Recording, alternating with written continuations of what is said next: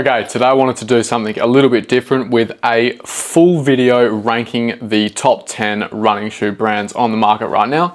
The 10 most prominent, the ones that most people are going to know and recognize. I've used probably 4 or 5 different shoes from each of these brands: racing shoes, daily trainers, speed shoes. So I feel like I've got a pretty good kind of idea of what's going on with them. Obviously this is going to be a bit subjective. I'm going to be ranking them based on the shoes which I've worn and tried properly. And obviously some of them I'm going to really like, others not so much. And that's going to play into how these brands stack up, I guess, out of 10. So yeah, a few disclaimers going in is firstly, only shoes that I've actually worn. Most of these shoes I bought myself, mainly on staff discount, secondhand, sometimes full price. A couple of them were sent to me by brands. Some have been nicer to me than others. I'll make it pretty clear which brands are doing what. I haven't included Chinese brands in this summary, mainly because I've only been trying racing shoes and speed trainers to this point. I've got a couple of daily trainers ready to go, but I haven't really got some fully developed thoughts just yet. So I'm going to keep it to the Western brands for now. What else? I'm also going to try keep things in a bit of a structure where I'll give you my ranking of the brand. I'll tell you about the shoes which I really like, the ones which I wasn't so fussed on, and then as we get into some of the lower brands, I'll also tell you about the shoes which were quite bad for me, at least, which is going to play into how the ranking kind of comes together. Obviously this list is going to be a bit subjective. It's going to come down to my personal preferences, so have some discussion in the comments, but at the end of the day, this is my thoughts and opinions. You're allowed your own. Explain yourself, and I'll do my best to explain myself with the choices that I've made. Yeah, we'll get straight into it. We'll start off with the first and move our way through the list down to 10th, because negativity seems to be a little bit more engaging. So if I hold off on the brands which I don't like, hopefully people will stick around a little bit longer. So we'll start off with my top brand, which right now is going to be Adidas. And that's probably not going to be a big surprise to a lot of long-term followers. I've been a fan of Adidas for probably 2 or 3 years now. Absolutely love Lightstrike Pro. I love the way that they use the foam, trickling it down into daily training, speed training models. I like the lower price points. I like Continental rubber and the durability of Lightstrike Pro as well. And yeah, I like the way that if you like one of their shoes, it's highly likely that you're going to enjoy a good couple of their shoes because of the way that they integrate the Lightstrike Pro and a kind of similar design language throughout. So for me, Adios Pro 4 sitting as one of my favorite marathon racing shoes. Smooth, comfortable, rhythmic ride. A step below that, we've got the Boston, one of my favorite tempo speed trainers. Dense, durable, protective ride, great for long runs as well. The Evo SL has come in as a fun up-tempo daily. It's not my favorite daily trainer out there. It's probably in the top 3 or 4, but it's really reliable. Does a fair few things quite well. $240 for a full Lightstrike Pro midsole is crazy. Got some other models which I also enjoy, such as the Adios 9, kind of Rebel V2 replacement. Fun and snappy and flexible. You can use it for some reps on the grass. And then there's a few others worth mentioning, such as the SL2, which is their kind of budget model, which also includes Lightstrike Pro. The Adistar 3, which is a budget EVA trainer, $200, often discounted down. I have a review on that as well. And then in the category of shoes which I'm okay with, I've got the Supernova Rise and Prima, which I found to be pretty decent. Simple, stable, comfortable daily trainers, but nothing really to write home about. So for me, the highlight of the Adidas lineup is definitely the Adi Zero line. Lightstrike Pro dominates, but to be fair, the Supernova range is completely competent, just not something that I'm going out of my way to use over an Evo SL or an SL2. So for me, the reason I like Adidas the most is their use of the foams, the way that they have this kind of continuity between all of their models. I like the fact that they're targeting those lower price point models too. Evo SL, SL2, Adios 9, sticking below 240 is insane. Other brands are just not doing that. I like the durability and build quality as well. Light traction, Continental, Lightstrike Pro, all comes together and lasts really well. So yeah, for me, Adidas right now is top dog. Very rarely do I come across a shoe. Well, I don't think I've actually come across an Adidas shoe which I don't like in the past 3 years. So still top dog for me. Definitely going to be high for the next couple of years if they keep going with what they've been doing. Jumping down into second place, I have got Mizuno. Now this does need a big caveat. I was given an awesome opportunity to go to the Osaka Marathon with Mizuno earlier this year, and there will be a fair few people who will completely disregard what I have to say here. Fair enough. I'm in a bit of a tight spot. I can't really say what I want about this shoe, these shoes, without people suspecting that it's biased, which is, yeah, look, it's fair enough, but I do truly like these shoes, just take my word for it. Love the Neo Zen, probably the most fun daily trainer that I have right now. My top pick as a fun, everyday, bouncy, engaging shoe. Pair that with the Neo Vista 2 as a more smooth, comfortable, kind of recovery, easy day shoe for me. I can't really push the pace in this, but on sore legs, this is one of my better picks.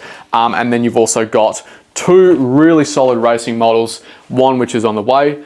Pro 3 as a marathon shoe is obviously a little bit niche, bit unstable, bit of a weird ride underfoot, but for those who it works for, which is, you know, not a heap, I would say, it's definitely quite a niche option, but for those that it does work for, it really is a very fun experience. Big booming ride, very rhythmic, very easy to turn the legs over. I particularly enjoyed it for how I offloaded the calves during my sub 240 at the Osaka Marathon.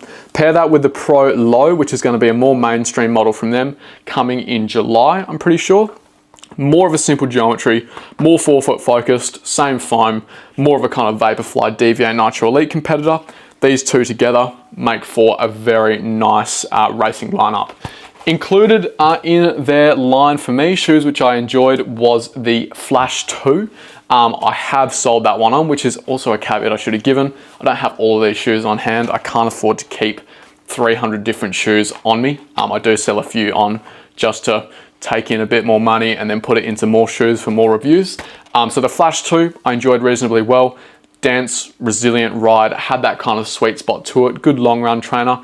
I'm probably going to be using that for most of my long runs with the Mizuno line. The Wave Sky 8 was decent enough, comfortable, simple daily trainer. Not one that I'm raving about. I'd put that in the kind of category of shoes which I'm okay with from Mizuno. And there was a shoe which I didn't like, which was the Rider 27. Firm, harsh, clunky, kind of reminiscent of the old Mizuno models. It's definitely exciting to see them innovate with these new foams, new geometries, everything else like that. I think they're on an upward trajectory. I really think they're one to watch in the next couple of months. So summarizing what I like about Mizuno, the foams, the TPUs, TPEEs, supercritical EVAs, they have an awesome roster of foams which they can use. I like the innovation. They're willing to go out of their way to give different running experiences to the kind of status quo of the running market. They're not just copying and pasting and doing things how they should be. And I do also like the kind of fun factor. They're fun shoes, they're bouncy, they're engaging, they're offering something different. So for me, Mizuno right now, and it's going to continue that way with the Wave Sky 9. This one coming out, we've also got the Wave Rider 28, which could fill a bit of a standard daily trainer gap right now. I think it's all going to come together to make a really exciting lineup. Moving on to my third pick, we've got another brand which is on a big rise right now. I have got Puma as my third pick. So that's going to stem mainly from the DV8 Nitro Elite 3 and the DV8 Nitro. Fantastic speed and racing shoe models. I like the foams that they're using. Actually, I like all the foams that they have. I like the aliphatic TPU, I like the nitrogen infused PEBA, and I like how they use the nitrogen EVA as well. I find that it gives you this kind of nice, dense, resilient rebound without ever feeling too mushy, and so for me that works really, really well. So DV8 Nitro Elite 3 I would call one of the best versatile racing shoes out there right now. I can use it from the 5K all the way up to the marathon, whereas some shoes like the Wave Rebellion Pro 3, CLOX 1 2.0, Endorphin Elite 2, I'll probably only take for the half and full, so versatility here is going to be king. DV8 Nitro 3 is a true speed trainer, a little bit more engaging, a little bit more snappy. Magnify 2 as a simple, comfortable daily training plotter, and then also a bit of a niche one, the Proprio as well, which is 20mm stack. I think it's a 5mm drop, pretty much a track legal racing flat with the aliphatic TPU. Good for grass reps, good for kind of snappier, faster sessions. Not going to be for everyone, but I have enjoyed this one as well. In terms of other models in the Puma range, I was not fussed by the Mag Max. I enjoyed it enough. That would be in the category of shoes which I was okay with. And then the Velocity 3 was one which I actively didn't like. I found that one to be firm and clunky. just a little bit too harsh to really be runnable for me. So I'm looking forward to the update for that. I think right now the one gap that Puma has is that kind of fun, energetic daily trainer. We need something which is going to compete with the Neo Zen, with the Evo SL. Full super foam, keep it light, keep it simple, and then I think they'll have a fantastic range. So summarizing what I like about Puma, it's going to come down to their foams. I like the aliphatic, the Nitro EVA, and the Nitro Piba. I like the price points, $320 for the Deviate Elite, $250 for the Deviate 3, $220 for the Magnify 2. They're pretty much sitting at a consistent $40 to $50 cheaper than other comparable models from other brands, and they're offering great levels of performance. Pair that with Puma grip, with the durability of their shoes. This is a really good combination to put together. And as with Adidas, I like the kind of continuity between their models. If you like the Deviate Elite 3, I think there's a good chance you like the Deviate, and then moving down to the Magnify as well. Yeah, I think they're going to be having a good year within the next 18 months. They've got some good models on the way. I'm very excited for them. I think they're going to be very competitive in that kind of top 2 or 3. Then for my fourth pick, we've got a bit of a controversial one, so hang with me, let me explain myself. I am going to be choosing On Running, which I understand is going to be unpopular. A lot of people have a deep-seated hatred for On. Probably fair enough up until recently. If you tried the original carbon-plated racing shoes, the Echo, the Cloud Boom, some of their models before the Cloud Monster, I can definitely understand that. Firm, hard, overpriced. The Cloud Tech didn't work, it was a bit of a gimmick. But recently, has to be said, they've made massive improvements and they have some of the better shoes out there right now. It is a bit of a polarizing kind of lineup, with the top end performance range doing really, really well, with some other models maybe lagging behind. But for me, these three particularly are sitting close to the top of their category for each. So 3 shoes doing a lot of the carrying. The Cloud Boom Strike, one of my favorite marathon racing shoes, held back only by the heel counter, blistering me to tears. So this with a better upper would probably be my marathon pick, even over the Adidas Pro 4, but right now that is still top. Cloud Boom Zone, the fastest speed trainer on the market, the snappiest, the most purpose-built for actually running fast, which is a big criticism that I have overall for a lot of speed trainers, is that they're getting bulky, they're getting soft and squishy. They're not actually built to run fast, they're built to kind of feel comfortable and cruisy. They're built more like long run shoes, so this is something that you can actually rip some faster reps in and still feel pretty good. The other one is the Cloud Monster Hyper, which is my favorite long run shoe of all time. Doesn't get better than this. Meaty forefoot response, stable structure from the Cloud Pods. I think it's done really, really well. Wouldn't see myself running in anything else much more than the Cloud Monster Hyper for anything over an hour and a half. In terms of the other models that I've used from On, there is a few which I've been okay with. Cloud Surfer 2 is one that I enjoy reasonably well. It's not the most exciting, pretty firm, simple, smooth ride to be fair. I do think the Cloud Tech works well here to just transition you through your stride in a reasonably quick way. I also didn't mind the Cloud Eclipse, simple rolling daily trainer, but I did not enjoy the Cloud Monster 2. I found the upper to be way too baggy on that, and because of it, I felt like I couldn't actually engage with the midsole and take anything back out, so it felt clumpy. It felt lifeless. Was not a big fan of that shoe. Yeah, so 3 big shoes doing the carrying. Daily trainers may be lacking a little bit, but this use of Piba foam, that's going to be the highlight for me. The way that they use the Piba foam in their training and racing shoes. This 3 shoe combination, I could be pretty happy with for the rest of my life. So the use of Piba, the fact that they have some awesome shoes which fit their purpose perfectly, long run, speed training, racing is definitely one big thing in their corner.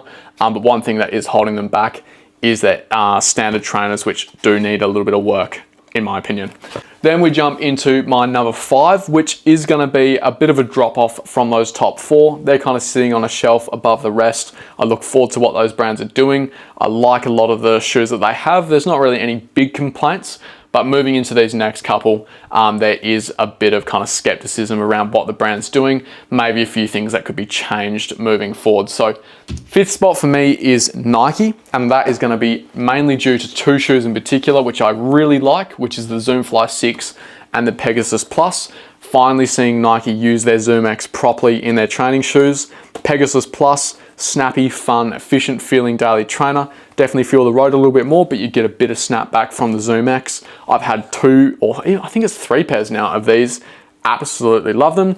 Zoom Fly 6 was a good long run cruiser, smooth, comfortable, had a bit of pace to it, but as I mentioned, it's not really a good speed training option. So that is definitely something that Nike are missing, is an actual interval shoe that you can run properly fast in and actually get access to some of their racing technologies. They have the Rival Fly, which is like a hard EVA flat, but they don't have anything which properly utilizes Zoom X carbon plates to give you a fast, fun speed trainer, which you could use for 400, 800, 1K reps and actually feel, reasonably fast. Zoom X in the Zoom Fly 6 is comfortable, but it's not doing enough to make that shoe radical. Couple of shoes below the Peg Plus and Zoom Fly 6 for me, which are just fine. We've got the Vomero 18, which is comfortable, cruisy, max cushion daily trainer. I'm not a big fan of max cushion in general, so this is doing enough to kind of please me on some of those easier 5, 6, 7K runs where I'm just cruising along with some sore legs. I don't think it's groundbreaking, but it is a good price, and I think this is probably one of the better uses of React X that I've felt. It doesn't feel like a complete brick. The Vaporfly 4, a little bit of a disappointment, doesn't really push the envelope in terms of super shoes. In my opinion, it is snappy, it is fast, but it does just feel a little bit flat under the forefoot, so that's kind of holding it back from being a shoe which I actively love. Alpha Fly 3, obviously an all-timer shoe, but for me, bit of forefoot discomfort and some calf pain in some of those longer reps. Just felt like it strained my calves a little bit more than it needed to. Pegasus Premium, I would chuck in the category of shoes which I was pretty pleased with. Dense, responsive ride. I think the airbag and Zoom X combo was pretty fun if you put a bit of force into it. And I am also looking forward to the Streak Fly 2, which I haven't reviewed yet, but yeah, when that comes in, I think Nike's looking all right for the next kind of year or so, if they can keep using Zoom X in their daily trainers, if they can keep on bringing models which people are actually asking for back. So hopefully the Vomero Plus is an invincible replacement. Hopefully the Vomero Premium is a good long run shoe, which is comparable to a Super Blast. They should be looking okay. Zoom X is the key. The reason that Nike haven't been good in the past is because they've been stinging on it. So it is good to slowly start to see them kind of trickle it in. They're doing okay. Then moving into the 6th spot, I have got Hoka. There's one shoe in particular which I love from them, which is the Mark 6. Snappy, fun, engaging, lightweight daily trainer, bit of flexibility, bit of ground feel. I feel like this is one of the best uses of EVA that I've felt in the past year or so. I've been pretty persuaded lately that super foam is the way to go, but this almost changed my mind. Very, very nice shoe.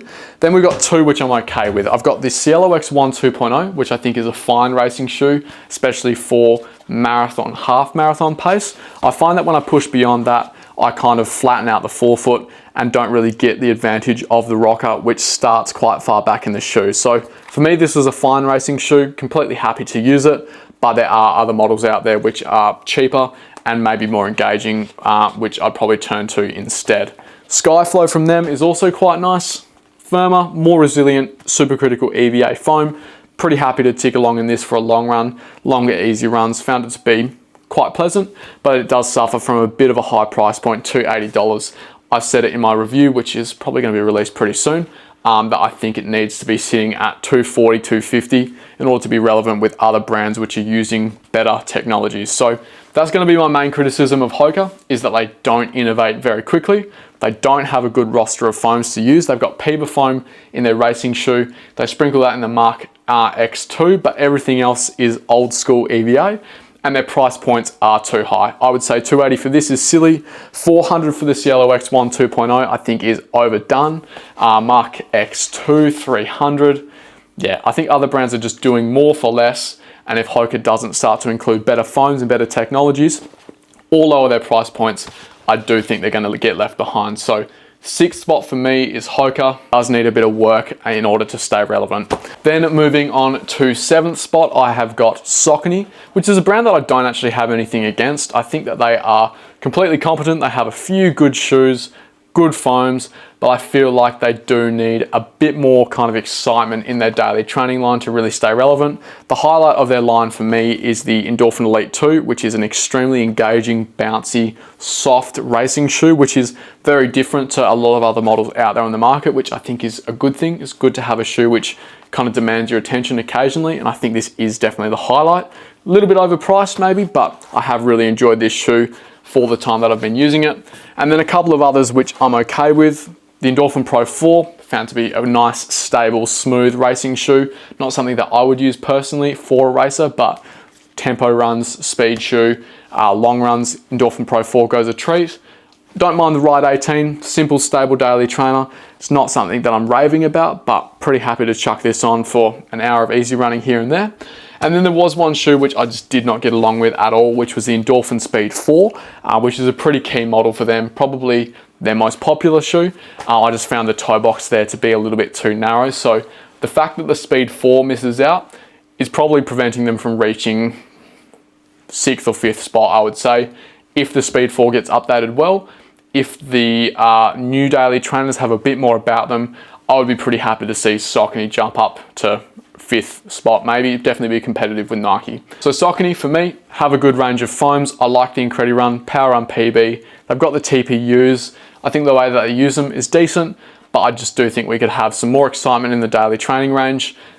Fix up the Speed 4, hopefully make it a little bit faster, a little bit more speed focused than the more mellow Speed 3 and Speed 4. I like the OG speed, so bring that back.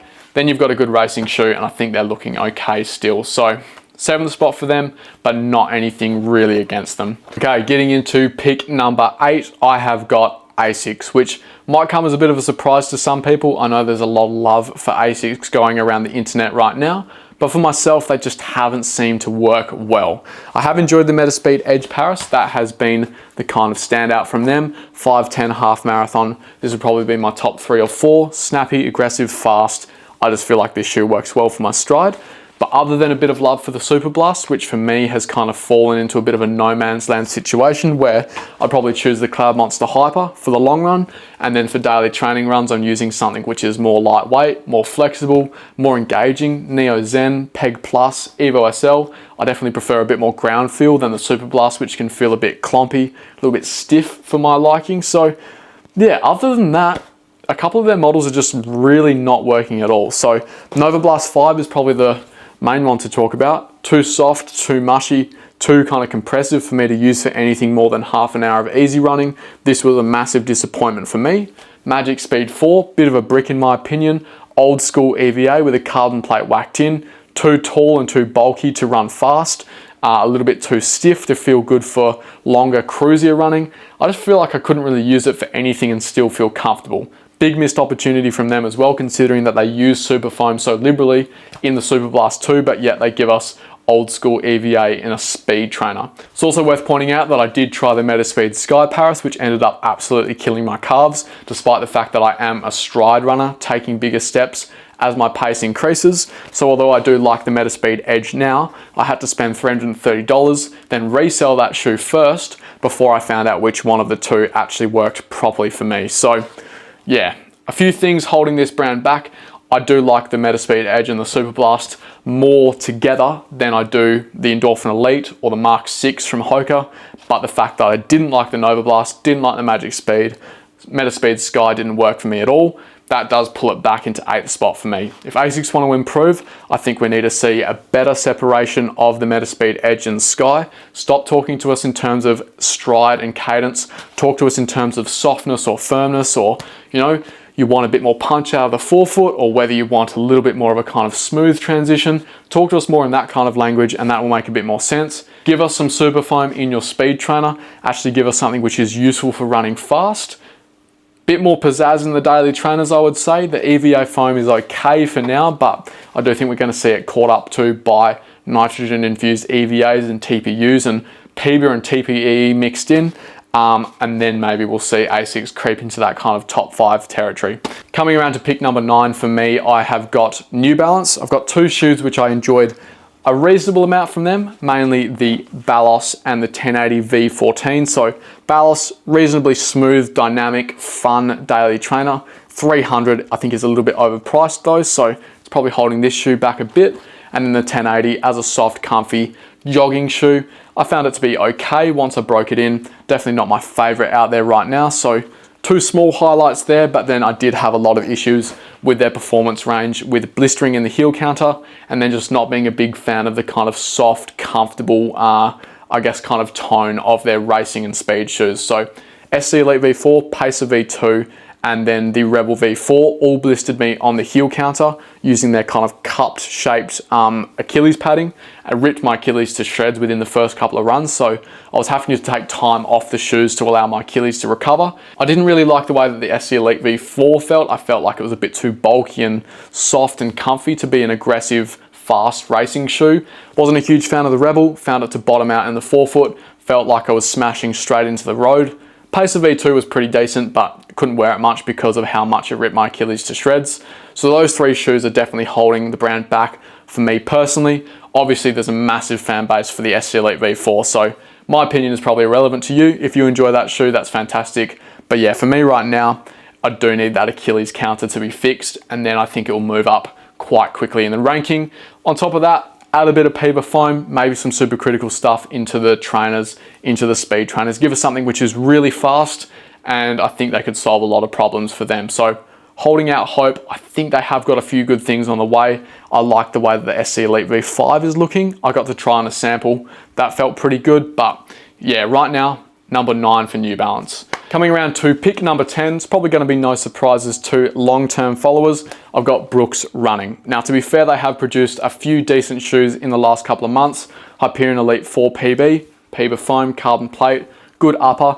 It's decent enough, not something that I'm reaching for as a race shoe, but as a snappy speed trainer, pretty nice. Go 17 as well with an updated EVA foam.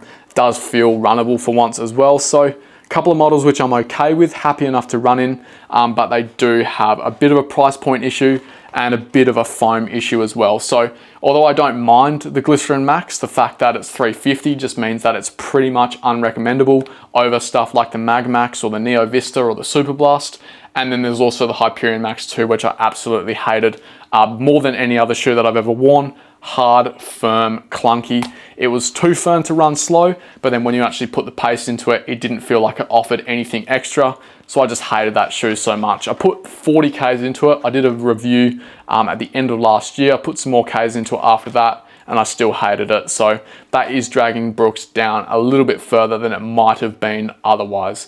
I am hopeful for the future though, with the new Hyperion Elite 5, Hyperion Max 3, the Hyperion 3, using some more Puma foams, updating some EVAs to be a bit more dynamic. I think they're moving in the right direction. But yeah, right now for me, they're sitting at the bottom with some pretty lackluster options. And yeah, that's probably about it. That's my top 10 rankings of the brands on the market right now. We'll try and make this a bit more of an annual thing, but I wanted to do it right now while I have a few more shoes on hand before I handball a few off. Yeah, obviously subjective, take that into account. Let us know your top 3 down in the comments if you game. Give us a bit of justification behind it, but yeah, that's what I reckon so far.